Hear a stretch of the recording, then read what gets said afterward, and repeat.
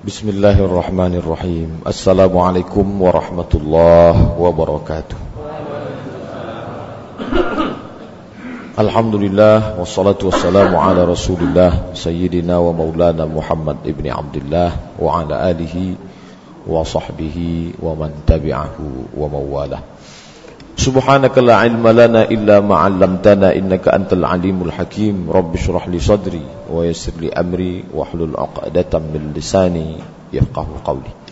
Bapak-bapak, ibu-ibu, hadirin hadirat, alim ulama, cerdik pandai, tokoh masyarakat, tak dapat saya sebutkan satu persatu. Insyaallah kita ini semua hamba-hamba yang dimuliakan Allah Subhanahu wa taala. Amin ya rabbal alamin. Alhamdulillah, subuh ini kita masih dapat solat subuh berjamaah. Kemudian kita isi dengan mengkaji hadis-hadis Rasulullah sallallahu alaihi wasallam. Hadis yang akan kita kaji pada subuh ini disebutkan dalam kitab Sahih Al-Bukhari. Diriwayatkan dari sahabat Nabi Anas bin Malik radhiyallahu anhu. Qala Rasulullah sallallahu alaihi wasallam, Rasulullah bersabda, "Unsur akhaka zaliman au mazluman." Unsur, tolonglah akhaka, saudaramu, zaliman,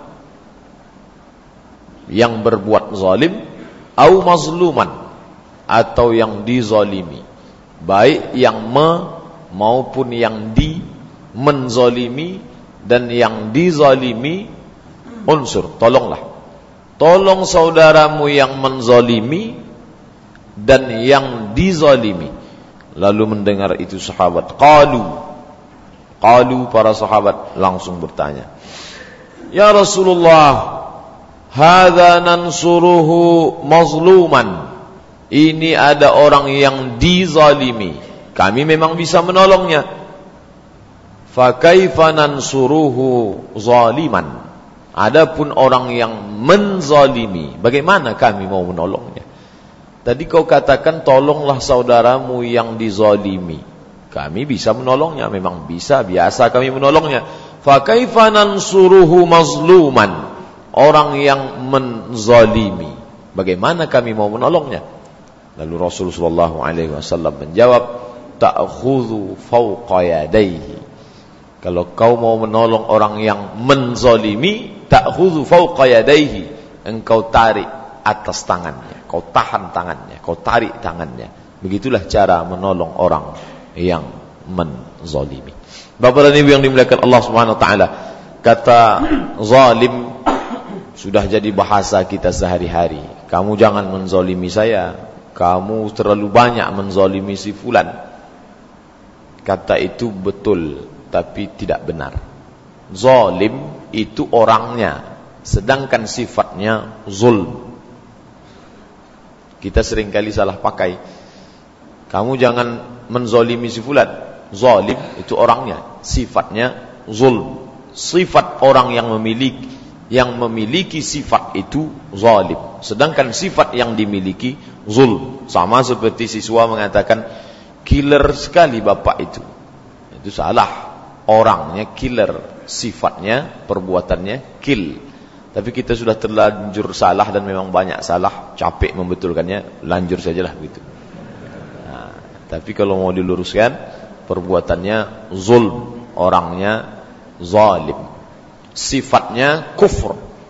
Orang yang memiliki sifat kufur itu kafir. Sifatnya Islam. Orang yang memiliki sifat itu muslim. Sifatnya zulm. Orang yang memiliki, melakukannya disebut dengan zalim. Apa makna zulm? Zulm diambil dari kata zulmah, artinya gelap. Jadi kalau kamu jangan menzalimi saya, kamu jangan menggelapi saya. Kenapa orang yang zalim, zulm itu disebut dengan gelap? Karena ada dua. Yang pertama, efek dari zulm itu menyebabkan kegelapan. Yang kedua, sebab. Jadi dia diambil dari efek dan sebab. Kenapa orang yang zulm itu disebut gelap? Karena Nabi mengatakan, ittaqu zulma fa inna zulma zulumatun yaumal qiyamah. Takutlah kamu terhadap perbuatan zalim, perbuatan zulm, karena zulm itu akan menjadi kegelapan pada hari kiamat. Efek yang ditimbulkan nanti pada hari kiamat menjadi gelap. Sementara Bapak Ibu merasakan bagaimana rasanya kalau gelap. Mati lampu, tak ada yang dapat dilihat, sesak nafas, kaki menabrak sana sini. Kalau kegelapan yang sesaat karena pemadaman bergilir saja begitulah penderitaannya. Lalu bagaimana kalau kegelapan itu dirasakan dalam kehidupan?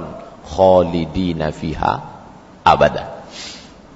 Efek yang ditimbulkan dari zulm gelap, maka disebut dengan perbuatan yang gelap karena akan menyebabkan kegelapan. Tapi ada makna yang kedua. Kenapa dia disebut perbuatan zulm? Karena dia berangkat dari kegelapan. Perbuatan itu berangkat dari kegelapan. Kegelapan yang mana? Zulmatul qalb. Perbuatan zalim diakibatkan dari zulmatul qalb, hati yang gelap. Dari yang gelap dilakukan perbuatan gelap akan berefek kepada hukuman gelap pada padang mahsyar menghadap Allah Subhanahu wa taala. Lalu bagaimana dengan orang yang beriman? 2 kali Allah sebut dalam Al-Qur'an, nuruhum yas'a baina aydihim. Cahaya mereka berada di depan mereka. Orang kalau berjalan ada cahaya di depannya, tahulah dia arah mana kiri, mana kanan, mana lurus, mana bengkok, mana yang mesti dilewati, mana yang tidak. Jadi kalau Bapak Ibu melihat ada orang seruduk sana sini, tabrak kiri kanan, jangan heran karena dia sedang berada dalam kegelapan. Kalau sudah gelap tak dapat dibedakan mana istri kita, mana istri orang lain. Kalau sudah gelap tak dapat beda mana kawan, mana lawan, tabrak sana sini. Apa sebab? Zulm, gelap. Sanggup orang memakan beras untuk fakir miskin, raskin. Bapak Ibu pun heran waktu baca koran dengar berita, kok bisa dia Pak Ustadz makan raskin, itu kan punya orang miskin. Orang yang paham makna hadis ini tak bingung dia, karena sedang berada dalam gelap tak nampak. Kalau sudah gelap itu jangankan makan beras miskinnya, bungkus nasi, bungkus sama bungkus-bungkusnya pun bisa dimakan. Tak dapat lagi dibedakan saking gelapnya. 1 kali agak gelap, masih remang-remang. 2 kali mulai gelap, lama-lama amat sangat gelap, tak lagi dapat dibedakan. Kenapa begitu? Efek dari perbuatan zulm. Kenapa dia disebut gelap? Karena dia berangkat dari zulmatul qalb, kegelapan. Bapak Ibu yang dimuliakan Allah Subhanahu wa taala. Imam Ibnul Jauzi rahimahullah, pendapatnya ini dikutip oleh Imam Ibnu Hajar Al-Asqalani dalam kitab Fathul Bari. Jadi kalau kita baca hadis dalam Sahih Bukhari, kita tak paham, kita buka buku syarahnya Fathul Bari. Baca Sahih Muslim, tak paham, buka syarahnya Syarah Muslim yang ditulis oleh Imam An-Nawawi. Al-Hafiz Ibnu Hajar Al-Asqalani dalam kitab Fathul Bari Syarah Sahih Bukhari mengutip pendapat Imam Ibnul Jauzi rahimahullah. Kata beliau, az-zulmu, zalim itu mencakup 2 hal, 2 aspek. Yang pertama, zalim kepada manusia. Yang kedua, zalim kepada Allah Subhanahu wa taala. Zalim kepada manusia, akhdhu malil ghairi bi ghairi haqq, mengambil harta hak orang lain bi ghairi haqq, tanpa kebenaran. Bolehkah kita mengambil hak orang lain? Boleh, kalau syariat membenarkan. Contoh, ya ayyuhalladzina amanu, hai orang beriman, idza tadayantum bidainin, kalau kamu menjalin transaksi hutang piutang, ila ajalin musamma, sampai pada waktu tertentu, faktubuh, tulislah. Pak, saya pinjam uang bapak ini. Boleh Pak Ustaz, tapi menurut Al-Quran surat Al-Baqarah 282, ini mesti ada perjanjian. Ustaz saya ini Pak, walaupun bapak Ustaz, Allah sudah menetapkan tinggi Ustaz apa Allah. Mesti ada saksi. Syahidu syahidaini min rijalikum, ada 2 saksi. Wal yaktub bainahum katibun bil adl, tulis saksi yang adil. Ditulis sampailah nanti akan dilunasi 1 Januari 2014. Sampai masa yang ditentukan, bapak pun datang menagih. Pak Ustaz, demi waktu sudah sampai, mesti ditunaikan. Lalu kemudian ada ayat menyebutkan bisa tambah limit tenggat waktu. Fa in kana dzu usratin, kalau dia dalam kesulitan, fa naziratun ila maisarah. Kalau ada dalam kesulitan, tunggulah sampai dia lapang. Saya bacakan ayat itu. Kenapa Ustaz bacakan? Karena ayat itu menguntungkan saya, bisa menambah limit waktu.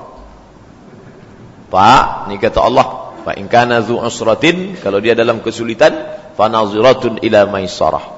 Tunggu sampai limit waktu. Tapi kalau bapak mau dapat yang lebih baik lagi, lanjutkan ayat ini, wa antasaddaqu khairul lakum. Kalau kamu sedekahkan itu lebih baik bagi kamu. Mestinya ayat itu dihafal oleh orang yang memberi pinjaman, bukan yang meminjam. Banyak kita ini salah pasang. Sampai masanya datang bapak, ternyata tak juga, maka dibawa ke pengadilan. Tengok hitam atas putih. Nih, saat itu bapak mau tak mau harus ambil. Saya harus ambil harta yang senilai hutang dulu. Bolehkah mengambil itu? Boleh. Jangan takut. Oh, saya ini sudah berbuat zalim. Tidak. Kan ini mengambil dengan hak. Atau bersempadan tanah, digeser orang 50 cm. Setelah diukur menurut ketetapan yang pasti, pengadilan menetapkan ini bapak berhak untuk mengambil. Saat itu jangan takut, karena mengambil dengan hak, bukan zalim. Yang dimaksud dengan zalim yang pertama, akhdhu malil ghair bi ghairi haq, mengambil hak orang lain tanpa hak, tanpa kebenaran, tak dibenarkan syariat. Inilah yang dimaksud dengan perbuatan zalim. Bapak dititipkan Allah Subhanahu wa taala kekuasaan. Ada segenggam kekuasaan yang dititipkan Allah Subhanahu wa taala, tak banyak, hanya segenggam. Sampai masanya nanti ditarik Allah Subhanahu wa taala. Tu'izzu man tasya'. Kalau kau mau kau angkat setinggi-tingginya, tapi jangan lupa wa tuzillu man tasya'. Kalau kau mau kau juga bisa jatuhkan dia sejatuh serendah-rendahnya. Saat tu'izzu man tasya' itu bapak berkuasa. Ada orang-orang yang berada di bawah kekuasaan bapak. Karena bapak pengusaha, ada karyawan di bawah. Andai bapak ambil pun hak mereka, mereka tak akan menuntut. Kenapa mereka tak menuntut? Takut. Saya ambil ni punya kamu, ambillah pak. Saya tunda ni gaji kamu, tundalah pak. Bapak apapun pun serahlah, kami tak punya kuasa. Tapi ingat, saat itu sedang melakukan perbuatan zalim. Lalu kalau dilakukan bagaimana nanti hari kiamat?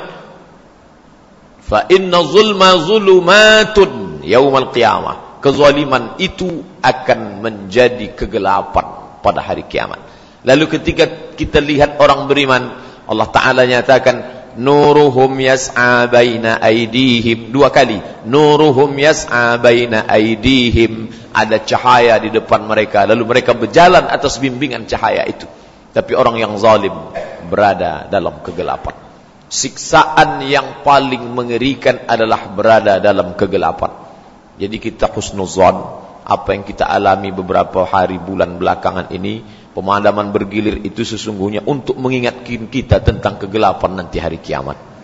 Ada hikmah di balik itu. Jadi kalau mati lampu gelap, ingatlah bapak, oh ini isi ceramah Ustaz subuh Sabtu kemarin. Beginilah rasanya kegelapan itu. Tapi cepat-cepat hidupkan lilin, jangan biarkan gelap selamanya. Kaki akan menabrak sana sini, napas akan sesak tersengal karena gelap, mata tak dapat berfungsi sempurna. Kalau ada orang mengatakan kita melihat dengan mata, ungkapan itu bisa betul, tapi tak selamanya benar. Kita melihat memang dengan mata, tapi kita melihat dengan cahaya. Kalau cahaya tak ada, kalau tak percaya, matikanlah lampu ni, bukakanlah mata tu selebar-lebarnya, tak akan ada yang nampak. Kalau begitu kita melihat dengan mata, benar, tapi belum tentu betul. Kita menengok dengan mata, tapi kalau ada cahaya. Kalau tak ada cahaya, wa man lam yaj'alillahu lahu nuran fama lahu min nur. Siapa yang tak diciptakan Allah cahaya untuknya, fama lahu min nur, maka dia tak akan dapatkan cahaya. Apakah Allah Ta'ala berikan cahaya untuk kita? Ya, Allah adil, dia berikan cahaya. Siapa yang mematikan cahaya itu? Kita. Dengan bagaimana mematikannya? Dengan melakukan perbuatan zalim. Kalau sudah gelap, dia berangkat dari zulmatul qalb, kegelapan hati. Maka kalau sudah gelap, gelaplah perbuatan, dan gelap jugalah efek yang akan diterima nanti ketika menghadap Allah Subhanahu wa ta'ala. 10 kali Allah ulang dalam Al-Quran. 10 kali Bapak Ibu. Allahu la yahdil qawmaz zalimin, la yahdil qawmaz zalimin, la yahdil qawmaz zalimin, la yahdil qawmaz zalimin, la yahdil qawmaz zalimin. Allah tak akan memberikan petunjuk hidayah jalan kepada orang yang zalim. Lalu kemudian dengan tetesan air mata mengaku di hadapan Allah. Apa kata dia? Rabbana zalamna anfusana. Ya Allah, kami sudah menzalimi diri kami. Wa illam taghfir lana, kalau engkau tidak mengampuni kami. Wa tarhamna, kalau engkau tidak merahmati menyayangi kami. Lanakunanna minal khasirin. Kami pasti termasuk orang yang rugi. Kapan itu dibacakan? Saat malam muhasabah menyambut 1435 Hijriah. Malam diucapkan, besok pagi ulang lagi. Menangis di pintu Ka'bah, Rabbana zalamna anfusana. Padahal sudah berada dalam kegelapan. Akibat apa? Segenggam kekuasaan dipakai untuk menzalimi orang lain. Maka kalau kita tengok orang yang terzalimi, apa pesan Nabi? Dua pesan Nabi. Unsur akhaka, tolong saudaramu yang menzalimi itu, yang dizalimi tolong. Bagaimana cara menolong dia? Apa daya upaya yang kita punya, kita tolong. Bapak punya kekuasaan, dengan kekuasaan itu bisa menolong orang yang zalim, bantu dia. Dengan ilmu, pengacara, tahu dia masalah hukum, segala macam aspek hukum konvensional, karena ini yang kita pakai dalam kehidupan real nyata. Bisa Bapak menolong orang dengan ilmu yang dimiliki, tolong.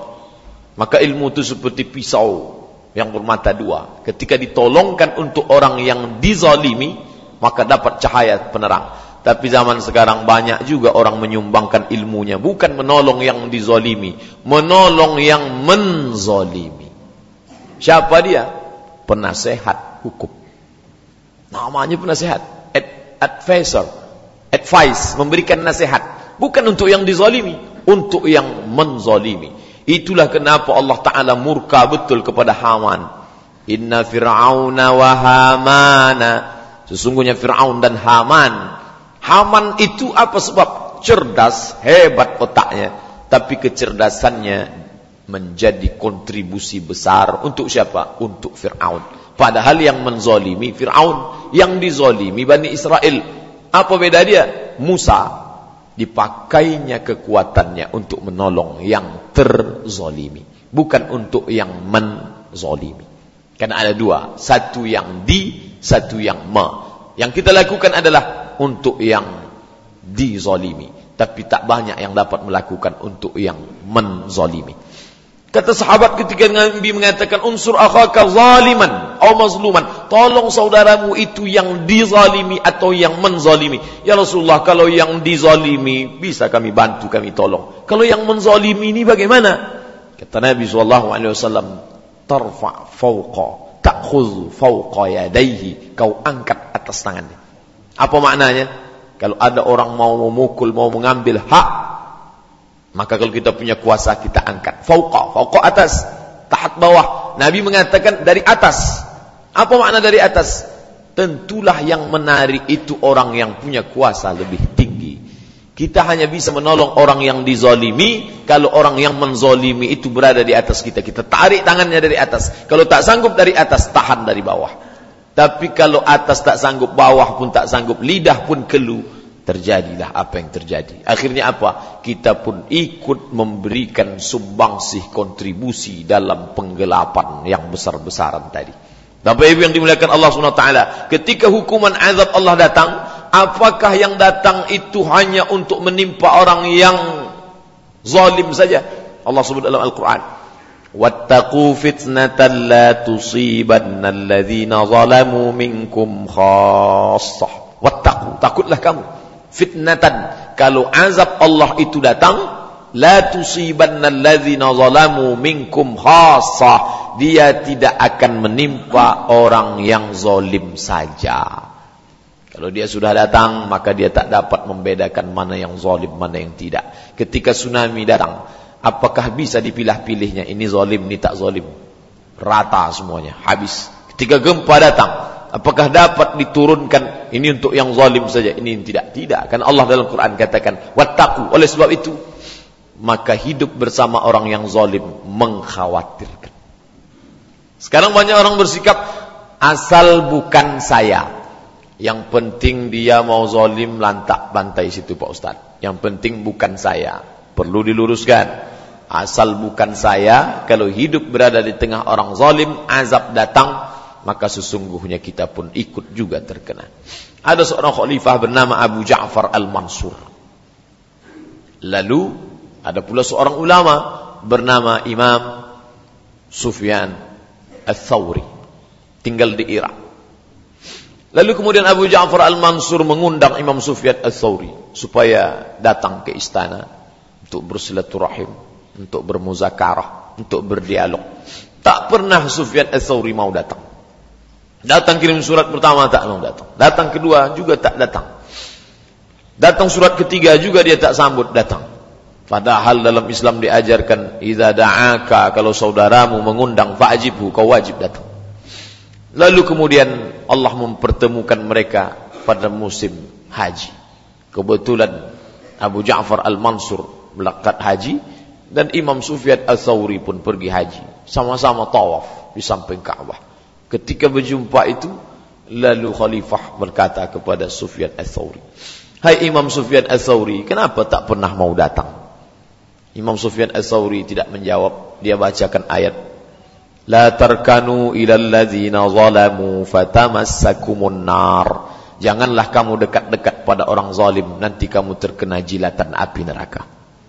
Apa maknanya? Memang tak masuk api neraka, terkena jilatan apinya, walaupun hanya dekat dengan orang yang zalim.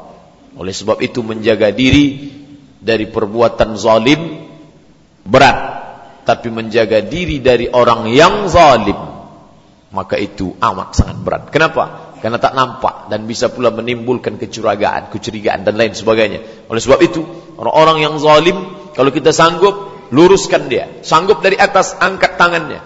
Tak sanggup dari atas, dari bawah, tahan dia. Tapi kalau tak sanggup juga, kita biarkan pembiaran. Diam menengok kezaliman sama dengan kezaliman itu sendiri. Paling tidak apa yang dapat digerakkan. Tangan tak dapat bergerak karena kita tak punya kuasa. Lidah disampaikan dengan yang kita lakukan. Jangan kamu lakukan. Ini zalim, ini bahaya. Efeknya bukan main. Ini zalim terhadap manusia. Bagian yang pertama kata Ibnul Jauzi adalah akhdhu malil ghair bi ghairi haq. Mengambil hak orang lain tanpa kebenaran. Zalim yang kedua, zalim kepada Allah Subhanahu wa taala. Bagaimana dia? Mubarazatur Rabb bil mukhalafah. Melawan perintah Allah Subhanahu wa taala bil mukhalafah, dengan menyelisihi, dengan tidak sesuai dengan yang digariskan Allah SWT. Ini masuk dalam kategori perbuatan zalim. Digunakan kata kalimat mubarazah. Asal dari kalimat mubarazah itu adalah perang tanding. Jadi kalau berjumpa dua pasukan, kalau tidak ingin terlalu besar pertumpahan darah, maka sesama panglimanya saja yang beradu, perang tanding. Datang panglima perang ini bawa pedang dengan tameng, yang satu lagi bawa pedang dengan tameng, lalu berlaga berdua. Nanti mana yang kalah, langsung mundur pasukan. Tak perlu dua pasukan, karena terlalu banyak resiko pertumpahan darah. Cukup pimpinannya saja. Kalau berjumpa dua pimpinan yang seimbang, ini namanya mubarazah. Imam Ibnul Jauzi mengatakan, digunakan kalimat mubarazah. Apa itu perbuatan zalim? Mubarazatur Rabb, berperang tanding dengan Tuhan, dengan Allah SWT. Dengan cara apa? Bil mukhalafah, dengan tidak sesuai dengan perintah aturan Allah SWT. Maka orang yang melawan perintah Allah, suruh larang dilanggar, itu seolah-olah sama seperti orang yang mengajak perang tanding dengan Allah Subhanahu wa taala. Orang yang tidak mengikuti perintah Allah dan tidak melaksanakan yang disuruh Allah, dilakukan yang dilarang Allah, maka menurut Imam Ibnul Jauzi itu sama seperti orang yang mubarazah, menyatakan dirinya seimbang dengan Allah Subhanahu wa taala. Bapak Ibu yang dimuliakan Allah, jangankan untuk mengimbangkan diri dengan Allah SWT. Kalau ada petinju yang baru belajar pukul kiri, pukul kanan, tahu-tahu mengajak Mike Tyson untuk bertinju, kira-kira apa kata penonton?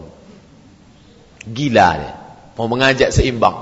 Maka orang yang melakukan perbuatan maksiat, kezaliman, zalim kepada Allah, itu lebih parah daripada itu. Kenapa? Dia mengajak perang tanding dengan Allah SWT. Tidak dilihat sekecil apa perbuatan itu, tapi dilihat adalah kepada siapa perbuatan itu dilakukan, di hadapan siapa dia dilakukan, dengan siapa dia dilakukan. Maka Bapak Ibu yang dimuliakan Allah SWT, kalau dua perkara ini dilanggar, maka zalim kepada manusia, zalim kepada Allah. Komplitlah perbuatan zalim. Adakah orang yang melakukan dua-duanya? Tak selamanya. Ada yang satu zalim kepada Allah saja, kepada manusia tidak. Yang satu lagi kepada manusia, kepada Allah tidak. Ada yang satu yang kita inginkan dua-duanya selamat. Yang satu ini gaji karyawan tunai, bonusnya akhir tahun lebih, dapat perhatian yang bagus. Untuk kepada manusia baik, tapi untuk menempelkan kening sujud ke lantai tak pernah menempel sama sekali.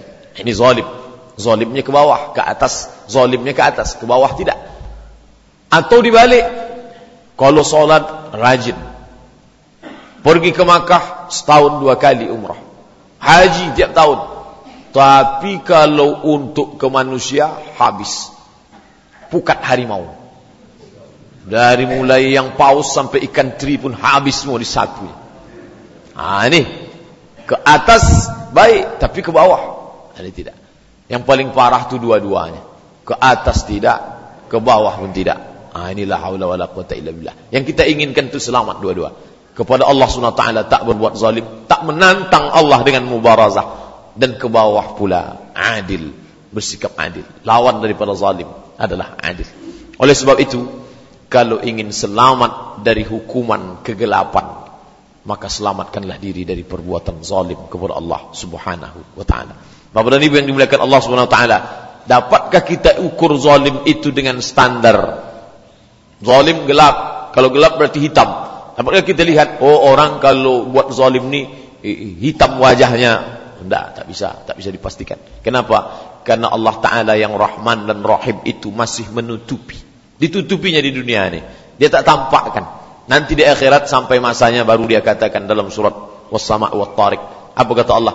Yauma tublas sarair. Pada saat itu sarair, segala rahasia dibukakan Allah SWT. Sekarang tak dapat dilihat. Orang yang zalim bisa menutupi kezalimannya dengan lidahnya, dengan pakaiannya, dengan ucapannya, dengan lipstik, dengan macam-macam pemanis kata-kata yang baik. Tapi di hadapan Allah SWT akan ditunjukkan hukuman yang amat sangat berat. Zulumatun yaumal qiyamah. Bapak dan Ibu yang dimuliakan Allah Subhanahu wa taala, suatu ketika Imam Ibrahim bin Adham, seorang zahid, seorang abid ahli ibadah, seorang yang zahid, orang yang hidup dalam keadaan zuhud, pergi ke suatu kota, lalu kemudian membeli buah-buahan. Lalu buah itu dibawanya pulang ke rumah. Ketika sampai di rumah, tak berapa lama, lalu dia pun balik ke tempat kota asal dia membeli buah tersebut. Ketika orang tanya, "Hai Ibrahim bin Adham, kamu baru saja tadi pagi berangkat, kenapa balik lagi?" Ibrahim bin Adham ternyata bukan ada urusan besar. Dia ingin mengembalikan semut yang terbawa di buah tadi. Ketika ditanya, "Kenapa perlu kau balikkan?" Kata dia, "Hidup di dalam perantauan itu menyakitkan." "Kenapa kau balikkan?" "Hidup dalam perantauan itu menyakitkan. Semut itu sudah enak hidup nyaman di kota Pekanbaru, tahu-tahu dibawanya ke tempat yang jauh. Dia sudah sampai pada perasaan, tak hanya satu perasaan empati kepada manusia, tapi sampai kepada perasaan empati kepada semut. Apalah kecilnya semut. Maka saya kalau menengok orang menengok semut, mudah saja dia mematikan semut. Kalau sampailah Ibrahim bin Adham menengok itu, apa kira-kira kata dia? Mengasingkan semut ke tempat yang baru saja. Dia berpikir bagaimana semut ini nanti berinteraksi sosial, kenalan lagi, menjalin relasi lagi, buat hubungan baru lagi, anak menantu tinggal. Bayangkan itu. Hijrah. Maka dia sampai pada tingkat merasakan perasaan. Kalaulah manusia merasakan, tapi dia semut kita. Betul, tapi dia sama-sama makhluk Allah, sama-sama punya kehidupan. Nah sekarang orang tidak melihat semut. Ibrahim bin Adham melihat semut seperti manusia. Yang terjadi sekarang apa? Orang menengok manusia macam semut. Akhirnya kecil aja dia menyentil orang. Ini semut-semut kecil, tak ada makna. Bapak dan Ibu yang dimuliakan Allah SWT, maka kalau kita baca para ulama bagaimana menyikapi makhluk Allah SWT, kita tak lihat dia siapa dan apa, tapi kita lihat dia adalah makhluk Allah Subhanahu wa taala yang kedudukan kita sama di hadapan Allah Subhanahu wa taala. Wa ma min dabbatin fil ardi binatang yang melata di atas muka bumi. Wala ta'irin yatiru bijanahaihi, wala ta'irin yatiru bijanahaihi. Binatang yang melata di atas muka bumi dan burung yang terbang di atas dengan sayapnya. Illa umamun amsalukum. Mereka pun umat yang sama seperti kamu juga. Maka Ibrahim bin Adham bukan membuat-buat hukum baru, tapi dia sedang mengamalkan apa yang dikatakan Allah Subhanahu wa ta'ala. Bapak dan Ibu yang dimuliakan Allah Subhanahu wa ta'ala, banyak yang bisa menolong yang dizalimi, tapi tak banyak yang bisa menolong yang menzalimi. Ustaz, apa yang Ustaz lakukan dengan orang yang menzalimi? Kalau saya sanggup saya sampaikan, Pak, jangan menzalimi. Ini menyebabkan kegelapan hari kiamat. Tapi ada satu hamba Allah yang menolong orang bukan yang dizalimi, tapi menolong yang menzalimi, yang selama ini mempraktikkan riba, yang selama ini memakan dengan cara batil, yang selama ini memakan hak orang lain, maka ditolong. 27 jurus jitu untuk menyelamatkan diri dari riba, menantang perang, hartamu membunuhmu. Tak banyak orang dapat melakukan ini. Ditulis oleh Ustaz Samsul Arifin, the first Syariah business coach in the world. Apakah Ustaz sudah baca bukunya? Belum, sampulnya aja belum dibuka. Karena baru dapat pagi ini. Sesuai janji 30 menit saya menyampaikan tausiah. Selanjutnya kita akan dengarkan apa kata Ustaz Samsul Arifin tentang menolong orang yang menzolimi orang lain dengan cara batil, praktek riba. Ada hamba-hamba Allah membuat komunitas. Saya perhatikan selama dalam dakwah ini, ada orang-orang yang gelisah hatinya. Gelisah hati, anak-anak muda datang, Pak Ustaz, kami gelisah menengok kawan-kawan kami yang hanyut dibuat Facebook, Twitter, lalu dibuatnya komunitas anak-anak muda. Masya Allah, digerakkan Allah hatinya. Ini orang-orang yang terang hatinya. Yang satu lagi datang komunitas, Pak Ustaz, kami komunitas usahawan yang gelisah menengok orang makan riba, maka kami mau menyelamatkan mereka. Dibuatlah usaha tanpa riba. Ini salah satunya. Satu lagi ada ibu-ibu. Saya pernah dipanggil. Ketika masuk sampai saya tengok isinya ibu-ibu semua. Tak ada laki-laki. Apa acara nih? Konspirasi ini jangan-jangan. Apa acara nih, Bu? Kami komunitas yang gelisah menengok orang tak pakai jilbab. Lalu kami mau buat kelompok Jilbabers Club. Jadi Allah Ta'ala sesuai janji dalam Quran. Apa kata Allah? Wa may yartadda minkum an dinihi. Kalau kalian murtad dari agamaku ini, na'udzubillah, kalian tinggalkan agamaku ini, fasawfa ya'tillahu biqaumin, Allah akan ganti dengan komunitas yang baru. Bagaimana sifat mereka? A'izzatin 'alal mu'minin, agung, izzah terhadap orang mukmin. Azillatin 'alal kafirin, yuhibbunallah wa yuhibbuhum. Mereka cinta kepada Allah, Allah pun cinta kepada mereka. Mereka punya sifat izzah kepada orang beriman, dan mereka tegas kepada orang kafir. La yakhafuna fillah laumata la'ib, tak pernah takut menegakkan agama Allah Subhanahu wa ta'ala.